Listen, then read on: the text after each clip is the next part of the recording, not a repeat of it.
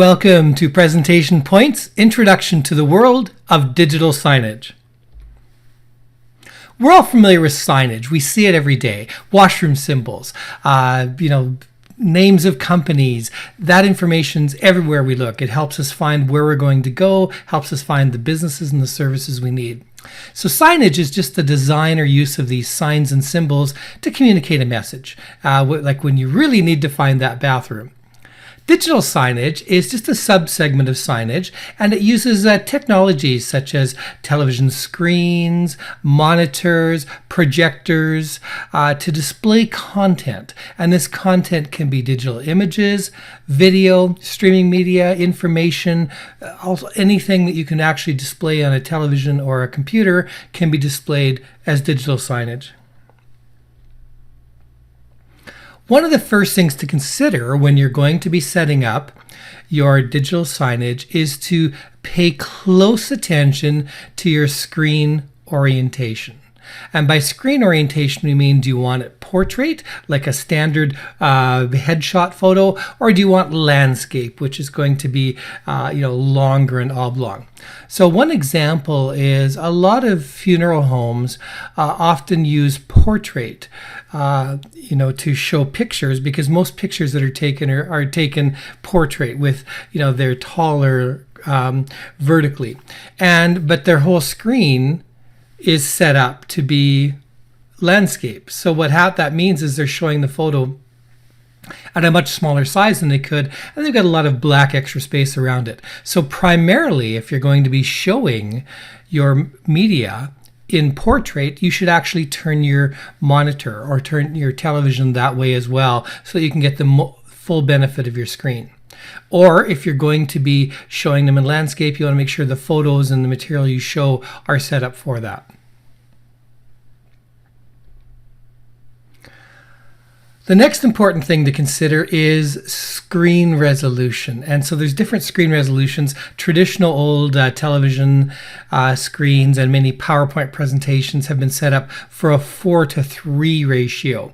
But a lot of the wider screen televisions and monitors now work with 16:9. So what this means is if you've got a 4:3 ratio and you put it in the 16:9, once again, you're going to have black. And you'll notice with this Welcome to American Express example, we've got black bars on either side of the screen. So you want to be using the full resolution. You want the full amount of the screen to be available. That will make it bigger, bolder, and give you more room to work with.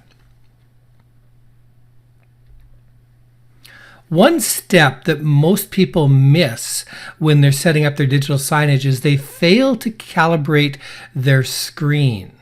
So for many of us, when we're working with our normal computer monitors, we might have our brightness turned way up. And then we might order a picture book and then be really surprised why all the pictures come out so dark. And it's because we chose the pictures and sent them based upon what we were seeing on our screen, but it wasn't the right calibration. And there's tools out there to do this, but it's very important you calibrate your screen so the colors are being shown at the right levels and the brightness and everything is going to be there. When you're going to be displaying on larger monitors and screens like this, you want high resolution images. And this shows an example of the same image as in 294 pixels by 196 or 5,888 pixels by 3,925. And look at the difference in the clarity of the screen. So a small snapshot or a small low resolution older picture you have often does not blow up very well when it's going to be on a bigger screen. So you want to use higher resolution images, take higher resolution images, get a professional photographer to take a better high resolution image for you, or buy stock photos when needed. Most smartphone cameras now will take quite high resolution, so most modern cameras will, but if you've got one that's quite a few years old, it may be still running at the older resolutions and the smaller ones. So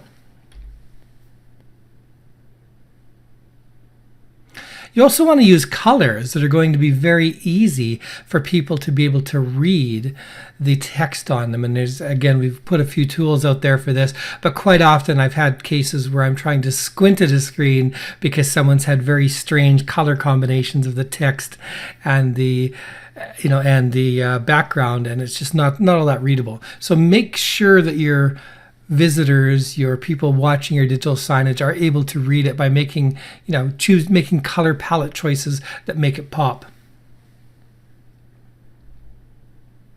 For setting up your digital signage, for designing these, you can use tools such as Photoshop or Adobe Elements. They're very complex though. You need to take a lot of courses and things like that to learn to use Photoshop or Adobe Elements. If you want a very simple tool that anybody can use, we would recommend PowerPoint. PowerPoint is something most of us have already used, and it comes with most versions of Microsoft Office, and it's already there. You probably already own it. You've probably already paid for it, so you might as well use it. And PowerPoint works great for digital displays. When you're setting up your layout and design, you want to make sure that you're not doing too much information. Remember, you've got additional screens that you can use, that you can go through. So the one on the left is quite busy, as you can see, and would be very hard to read unless you got close. And it's not really laid out very well. It doesn't have a modern, nice feel. Whereas on the right-hand side, if you've got a visitor to your office today, and this comes up, that looks great. It looks fantastic. Shows the office. Welcome to our office, Mr. John Doe. And it's very clean, nice looking. So you want to give your designs room to breathe. And you want to use the same font family when you're doing this, rather than mixing fonts, because mixing fonts makes it look more complicated. It makes it look messier. So by using the same font, even at different sizes, it all has a consistent look.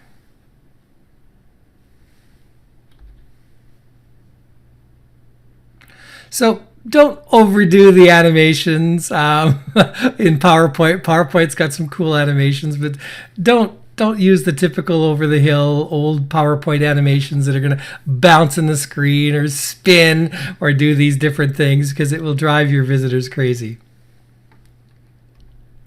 Instead, use a smooth animation where things come in and then stay there.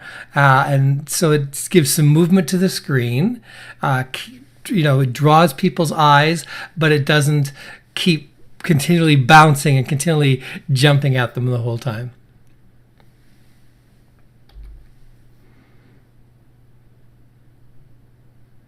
So the animations you want to be smooth, where they're just going to do a bit of movement and not, and not make it really bouncing all over the place. When you're wanting to match colors, this is something a lot of people don't use, is you can use the eyedropper command when you're using a background color or making it to change the background color to be the color you want. So what you do is you take the eyedropper, you move it over, you find the background color, in this case we want the same green as a lettuce, and you click on it to grab that color. Then you can change the whole background to match that color. So you can see how easy that was to match that area. When you're setting up your PowerPoint slideshow settings, you'll want to choose to have the slideshow run automatically, because there's not somebody there to click on a mouse, or there's not a speaker there who's going to be able to advance the next slide. So you want to choose to have this browse at a kiosk, full screen, and you also want to choose to have the mouse click advance automatically after so many seconds. And you can play with how many seconds you want. 8 seconds would be a good one to start with. So this way your screen show will run automatically, and it will automatically move through all the slides. So what do you need for digital signage? Well, you're going to need a monitor first off, some sort of a screen. If you're going to use it for digital signage, we'd suggest probably wall mounted. So you're going to need a monitor or a television screen. You'll need some sort of a computer system to run it. This can be an Intel compute stick, a small basic computer. You can repurpose an old computer. And then you need your design of your PowerPoint to be able to show on the screen. So in this case, we're showing in the bottom a menu that's going to be shown up.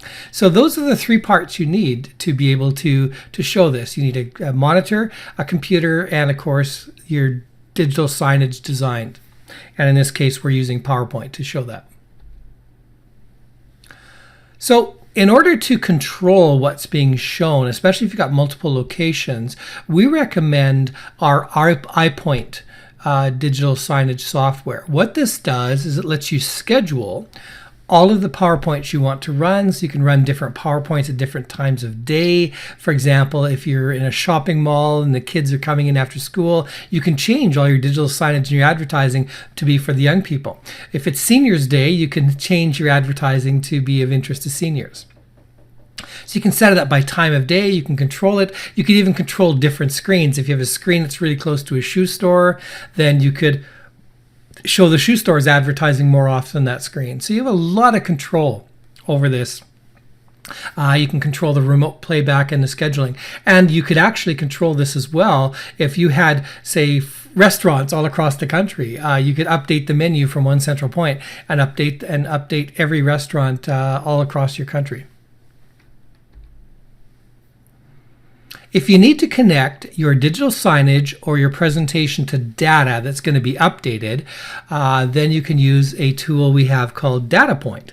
And what DataPoint does is it lets you connect any PowerPoint presentation to data, which might be in the form of a spreadsheet or a comma-separated file or any sort of database format such as MySQL. You can connect your presentation to that using DataPoint.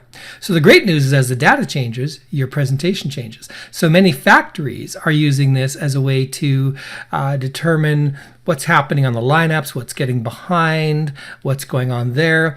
If you're going to be doing a sales presentation, you're traveling to another city, you can open up your presentation and the latest sales results that you've got will automatically update when you do this.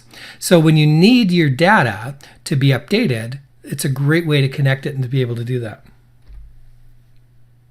You can also do snapshot presentations, and snapshot presentations are a way of doing automated presentation reporting, but to keep the older data snapshots as well. So you're not going to lose, oh, well, what was last month's? Well, you won't know that, so that information will be there. So it's a great way to be able to have continually updated presentations, but also to keep a history.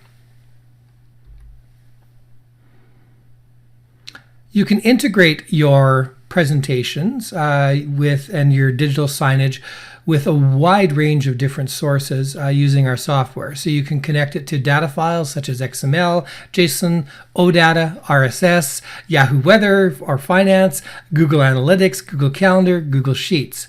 It will also connect to Outlook, Excel, SharePoint, Access, and SQL Server.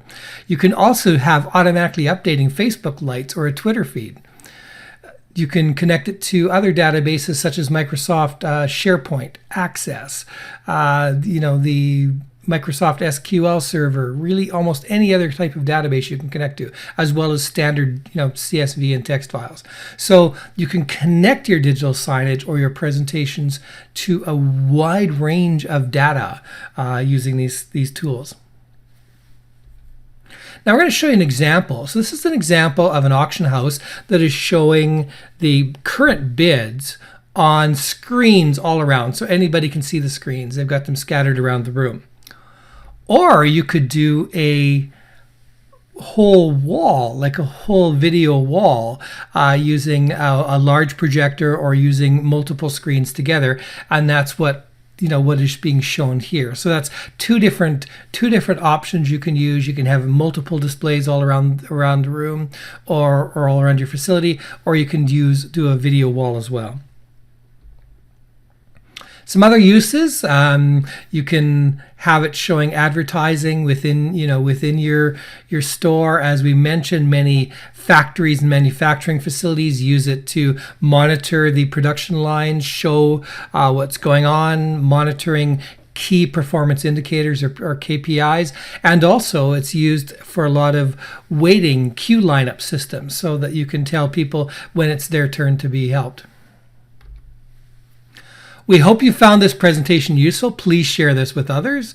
And for more information about all of our tools and digital signage and data-driven presentations, visit PresentationPoint.com. Thanks for listening.